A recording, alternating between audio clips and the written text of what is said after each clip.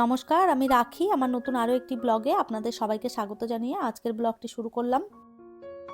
কেমন আছেন আপনারা সবাই? আশা করছি ভালো আছেন, আর আমরাও বেশ ভালো রয়েছি। এখন বাজে সকাল 7টা, আপনাদেরকে সাথে নিয়েই ব্লগটা শুরু করলাম। এই মাত্র আমি ঘুম থেকে উঠেছি, উঠেই ভাবলাম সমস্ত জানালা দরজাগুলো খুলে দিই। সকালবেলায় জানালা দরজা সমস্তটা ঘরের খুলে দিলে বেশ সুন্দর সকালের একটা আলো বাতাস ঘরের মধ্যে ঢোকে। তো সেই জন্য সকালবেলায় ঘুম থেকে উঠেই সমস্ত চারদিকের যে বন্ধ থাকে জানালা দরজা সমস্তটা খুলে দিই।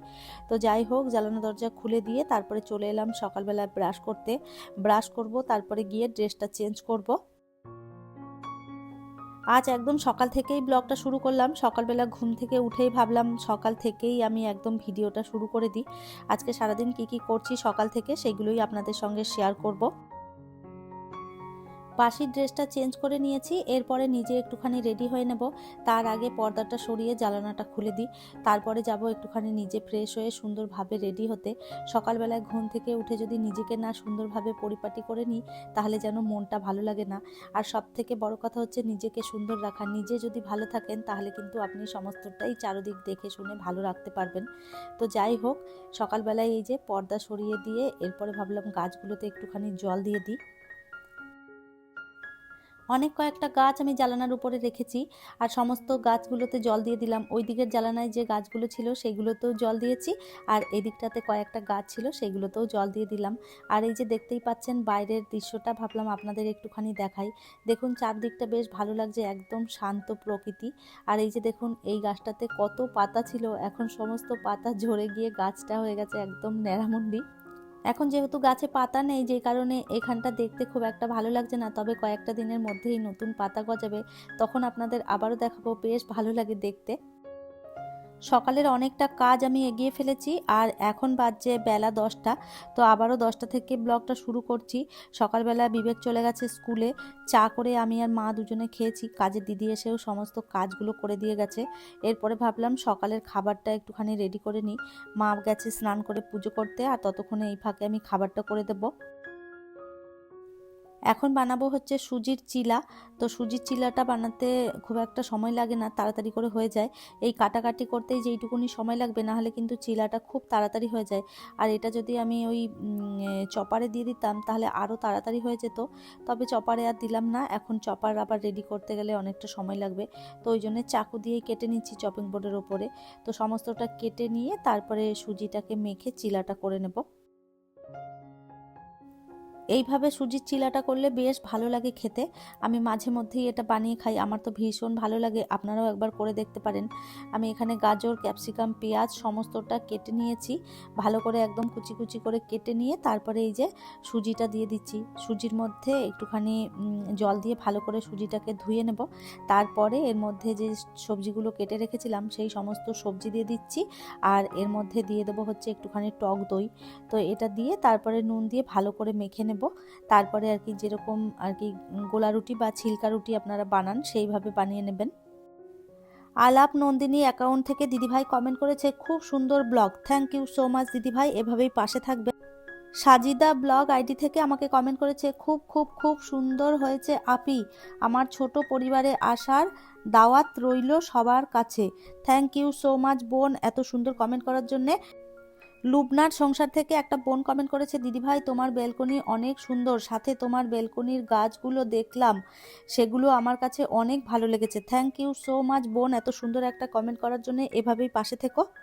পাখি প্রমিলা অফিসিয়াল থেকে একটা বোন কমেন্ট করেছে, দিদিভাই আমি নতুন আপনার ভিডিওতে, খুব সুন্দর আপনার video, thank you so much বোন, এভাবেই পাশে থেকো। শ্রাবণীর রান্নাঘর থেকে একটা বোন কমেন্ট করেছে, খুব সুন্দর, খুব ভালো লাগলো, থ্যাংক ইউ সো মাচ, এভাবেই পাশে থেকো। টিঙ্কু বড়ুয়া দিদিভাই আমাকে কমেন্ট করেছে, তোমার লাল চাটা খুব সুন্দর হয় দেখতে, থ্যাংক ইউ সো মাচ দিদিভাই এত সুন্দর একটা কমেন্ট করার জন্য। আপনি অনেক বড় একটা কমেন্ট করেছেন, এত বড় কমেন্টটা আমি পড়লাম না, যাই হোক এভাবেই পাশে থাকবেন। ঋতু দাস দিদিভাই কমেন্ট করেছেন, ইনি তোমার নিজের মা না শাশুড়ি মা? ইনি হচ্ছেন আমার শাশুড়ি মা। আপনারা আরও অনেকেই কমেন্ট করেছেন, আপনাদের প্রত্যেককেই জানাই অসংখ্য অসংখ্য ধন্যবাদ, এভাবেই সবাই পাশে থাকবেন। সকালবেলায় কাজের দিদি যখন এসেছিল তখন এই ঘরের বিছানার চাদরটা তুলে দিয়েছিলাম, আর এখন সমস্ত কাজবাজ সেরে বিছানার চাদরটা তুলে নিলাম। কয়েকদিন ধরেই এই ঘরের বিছানার চাদরটা পাতা ছিল, সেই জন্য আজকে তুলে দিয়েছি। বিছানার চাদরটা তাড়াতাড়ি করে পেতে তারপরে চলে এলাম আবারও কিচেনে। দুপুরে রান্নাটা বসিয়ে দেবো, এখন অনেকটা বেলা হয়েছে। তো ভাবলাম রান্নাঘরটা আগে ভালো করে গুছিয়ে নিই। সকালবেলায় খাবার করেছি, চা করেছি, ছেলের স্কুলের টিফিন করেছি। তো রান্নাঘরের অবস্থা দেখুন, চারোদিক সমস্ত জিনিসপত্র একদম ছড়িয়ে ছিটিয়ে রয়েছে। আর এরকম ছড়িয়ে ছিটিয়ে থাকলে না কাজ বাজ করতে একদমই ভালো লাগে না।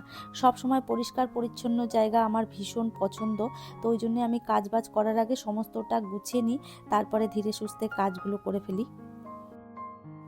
রান্নাঘরটা পরিষ্কার করে নিয়ে তারপরে সবার প্রথমে আমি আর কি ভাতটা বসিয়ে দেবো।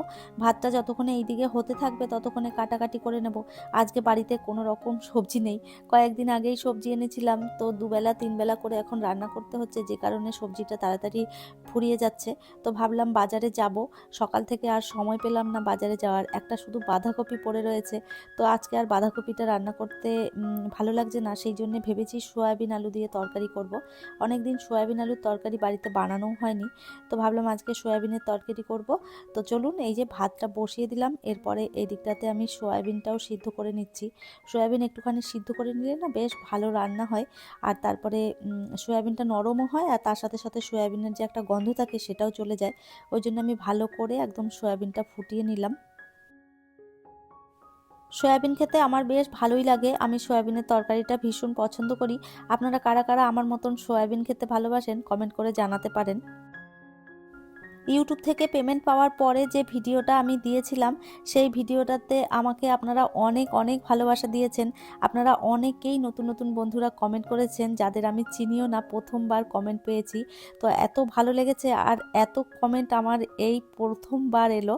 আমার এর আগে ভিডিওতে কখনো এত কমেন্ট আসেনি। তো এত কমেন্ট পেয়ে না আমি তো ভীষণ খুশি হয়েছি। আপনারা এত সুন্দর সুন্দর কমেন্ট করেছেন যে কিছু বলার নেই। আপনারা আমাকে অনেকেই কমেন্ট করে জানতে চেয়েছেন কিভাবে মনিটাইজেশন অন হয়। 1000 সাবস্ক্রাইবার আর 4000 ঘন্টা ওয়াচ টাইম যখনই কমপ্লিট হয়ে যাবে, তখন দেখবেন ওয়াইটি স্টুডিওতে গিয়ে ওইখানে একটা অপশন দেয় মনিটাইজেশন অন করার। ওই জায়গাটাতে গিয়ে আপনারা মনিটাইজেশনটা অন করবেন, সেখানে দেখবেন ফর্ম ফিল আপের জায়গা থাকে। সেই সমস্ত ফর্মগুলো যা যা বলবে সেইগুলো দিয়ে আপনারা ফিল আপটা করবেন, তাহলেই দেখবেন আপনাদের মনিটাইজেশনটা অন হয়ে যাবে।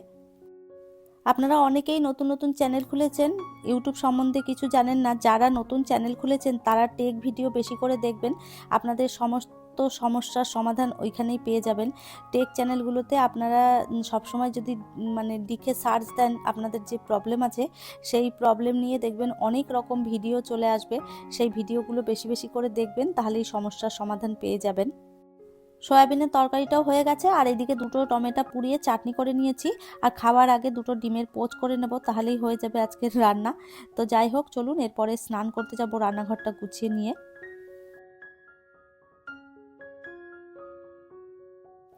আজকে যেহেতু তেমন কিছু রান্না করিনি, সেই জন্য রান্নাটা একটু তাড়াতাড়ি হয়ে গেছিলো।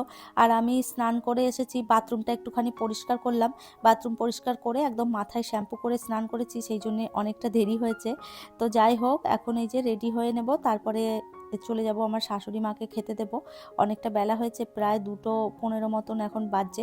মাকে খেতে দেব, সাথে আমিও খাবার খেয়ে নেব। আপনাদের যদি আমি আমার শাশুড়ি মা বলি তাহলেও শুনতে বাজে লাগে, আবার যদি মা বলি তাহলে আপনারা অনেকেই প্রশ্ন করেন যে সেটা আমার কেমন মা, শাশুড়ি মা না নিজের মা। তো যাই হোক, কী যে বলবো আমি নিজেই বুঝতে পারি না। তো যাই হোক, এরপরে এই যে নিজে রেডি হয়ে নিলাম, চলুন তাহলে খেতে দিয়ে দিই মাকে। আর এই তো মাকে খেতে দিয়ে দিলাম, এর ফাঁকে আমি ডিমের পোচটাও বানিয়ে নিয়েছিলাম, মাকে দিয়ে দিয়েছি। এরপরে আমিও খাবার বেড়ে বসে পড়বো খেতে, তারপরে বিবেক আসবে স্কুল থেকে। তাহলে চলুন, আমার আজকের ভিডিওটা এই পর্যন্তই। ফিরবো নতুন ব্লগ নিয়ে, ততক্ষণের জন্য সবাই ভালো থাকবেন, সুস্থ থাকবেন। আবারও দেখা হবে নতুন একটি ব্লগে।